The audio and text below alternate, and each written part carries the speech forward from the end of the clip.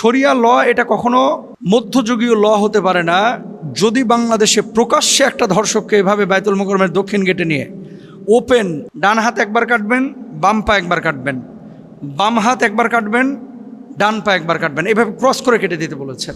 আজকে রামিসার বাবার যে আর্তনাদ, তার বাবার যে কান্নার যে ভাষা, আপনি একটু শুনে দেখেন, আপনার হৃদয় কেমনে পারে চুপ থাকতে। তার বাপ বলতেছে, রামিসার বাপ, যে আমি 3 বছর ধরে আমার জুতা কিনি না, ছিঁড়ে গেলে সেলাই করে ওইটাই পরি, কিন্তু আমার মেয়েটা চেয়েছে আব্বা আমার একটা বোরকা এনে দাও, আমি বোরকাটা এনে দিয়েছি। এক রামিসার ঘটনা সোশ্যাল মাধ্যম বা নিউজে এসেছে, শত শত রামিসারা এরকম আড়ালে থেকে গেছে যাদের কথাগুলো নিউজে আসে নাই, সোশ্যাল মাধ্যমে আসে নাই। একটা 8 বছরের মাসুম বাচ্চাকে টেনে হিঁচড়ে নিয়ে গিয়ে তাকে যৌন হয়রানি করে সে যখন জ্ঞান হারিয়ে ফেলেছে, পাপিষ্ঠ মনে করছে সে মারা গেছে।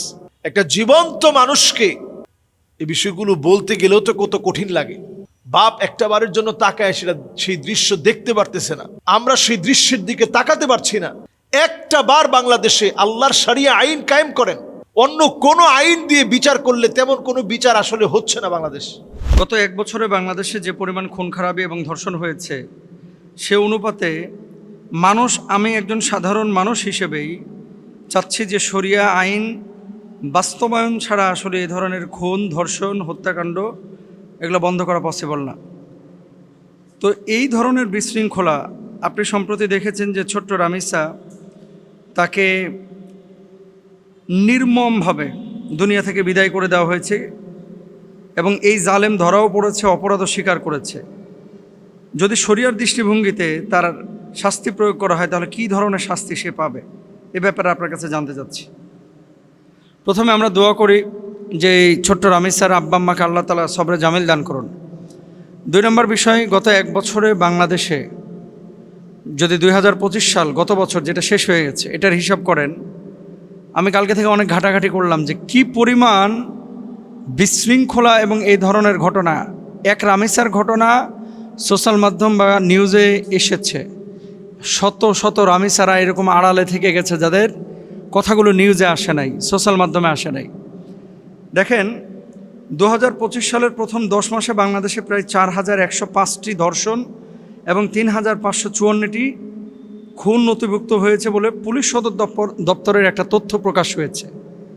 তাহলে ধর্ষণ কত? 4105টি, আর খুন হচ্ছে 3554টি।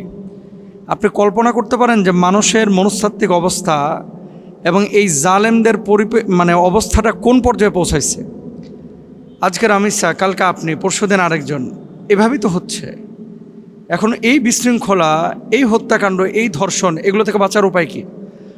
শরিয়া ল এটা মধ্যযুগীয় কোনো ল না। আবারও বলি, কোরআন হচ্ছে সার্বজনীন।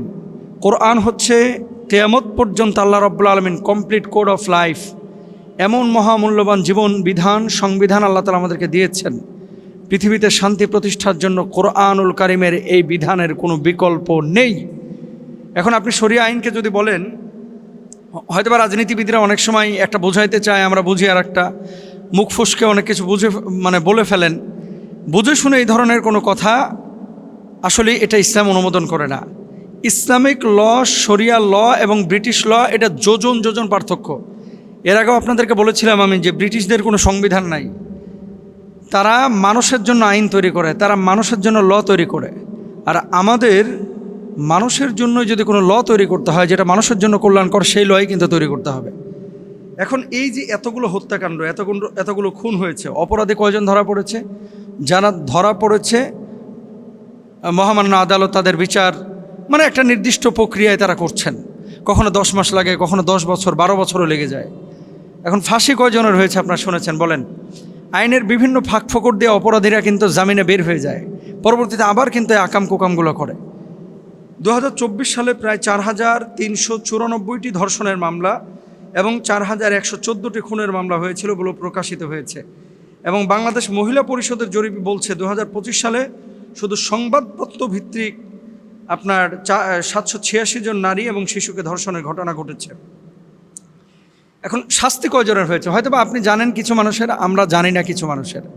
ইসলামী শরিয়ায় আল্লাহ সুবহানাহু ওয়া তাআলা কোরআনুল কারিমে বলছেন, মান কাতালা নাফসান বেগয়রি নাফসিন আও ফাসাদিন ফিল আরদি ফাকান্নামা কতলান নাসা জামিয়া।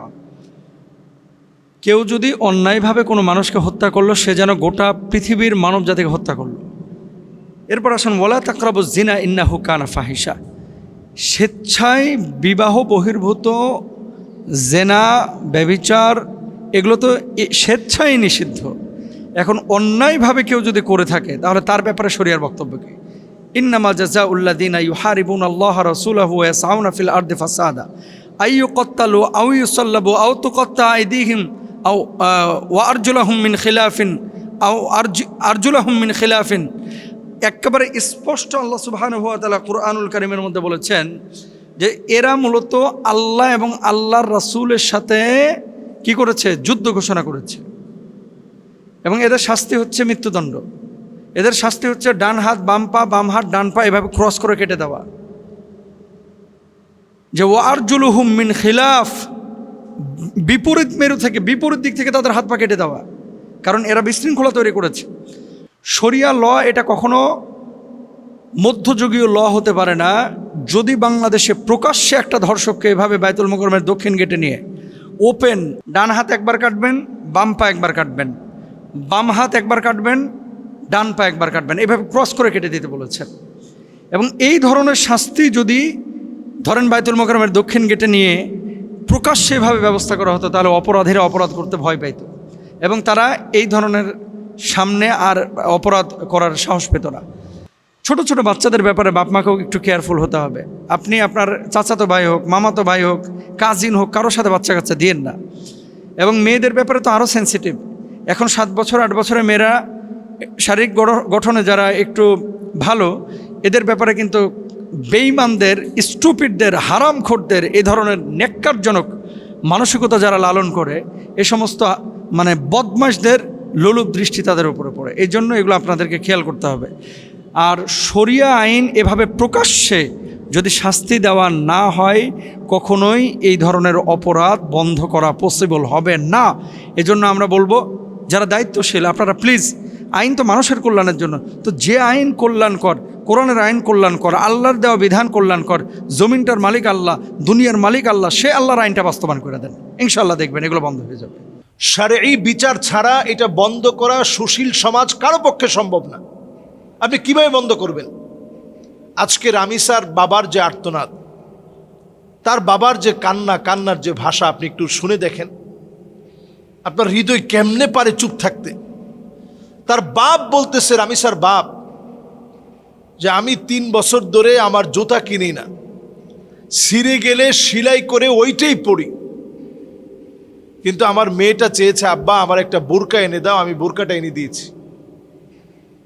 আমার মেয়েটা চেয়েছে আব্বা আমি লিচু খাবো, আমি লিচুটা 1 মিনিট দেরি করি নাই, দৌড়ে গেছি লিচু আনার জন্য। আসলে প্রত্যেক বাপ রামিসার বাবার মতোই হয়। বাবা মার কাছে সন্তান কখনো বোঝা হয় না। বাপ মা গরিব হোক আর ধনী হোক, আমি মাননীয় প্রধানমন্ত্রীকে ধন্যবাদ জানাই, তিনি কিন্তু গিয়েছেন দেখার জন্য। আমি বলবো যে একটা বিচার আপনারা, অন্তত একটা বিচার বাংলাদেশে আপনারা করে দেখান, যে ইসলাম যেভাবে বলেছে সেইভাবে তাকে মৃত্যুদণ্ড দেওয়া হয়েছে। একটা বিচার করে দেখান। আল্লাহর রাস্তে এটাকে আপনারা পাশ কাটিয়ে যায়েন না। আমরা দেখেছি বাংলাদেশে এই যে 9 দিনে যদি 6টা মেয়ে দুনিয়া থেকে চলে যায়, কি জবাব দিবেন? কুল্লুকুম রাইন ওয়া কুল্লুকুম মাসউলুন আন রাইয়াতিহি। যারা ক্ষমতার মসনদে আছে প্রত্যেককে আল্লাহর আদালতে জবাব দিতে হবে। আপনি আইন খুব স্বাভাবিকভাবে চলছে, দেশের অবস্থা ভালো, আইন শৃঙ্খলা বজায় আছে, আপনি মুখে বললেন। এই মানুষগুলো যদি মারা যায়, আপনাকে জবাব দিয়ে তার কাঠগড়ায় আল্লাহর সামনে দাঁড়ায় জবাব দিতে হবে, জনগণের সামনে জবাব দিতে হবে। তো রামিসার আব্বার যে চিৎকার, আত্মচিৎকার আকাশ বাতাসকে প্রকম্পিত করে দিচ্ছে। তার মা যেভাবে কাঁদছে, আহারে, মা বলতেছে আমি চিৎকারটা শুনেছি, কিন্তু আমি বুঝতে পারি নাই যে এটা আমার মেয়ের চিৎকার। এবং মানুষ এতটা বেশি বেহায়া, বেপরোয়া হয়ে গেছে। নবীজি হাদিসের মধ্যে বহু আগে আল্লাহর হাবিব ভবিষ্যৎবাণী করে গেছেন, ইয়াতাসাফাদু ফিত তরিক তাসাফুদ আল হামির। মানুষ নির্লজ্জ বেহায়া হয়ে যাবে, পশুর মতো হয়ে যাবে, পশুর আচরণ মানুষের ভিতরে ঢুকে যাবে, পাশবিক হয়ে যাবে, অমানবিক হয়ে যাবে।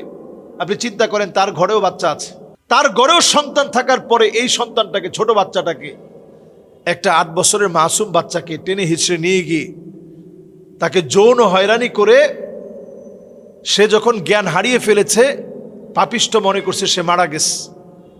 একটা জীবন্ত মানুষকে এই বিষয়গুলো বলতে গেলেও তো কত কঠিন লাগে।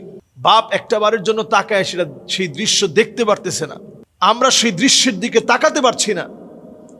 একটা বার বাংলাদেশে আল্লাহর শরিয়া আইন কায়েম করেন, অন্য কোনো আইন দিয়ে বিচার করলে তেমন কোনো বিচার আসলে হচ্ছে না বাংলাদেশ।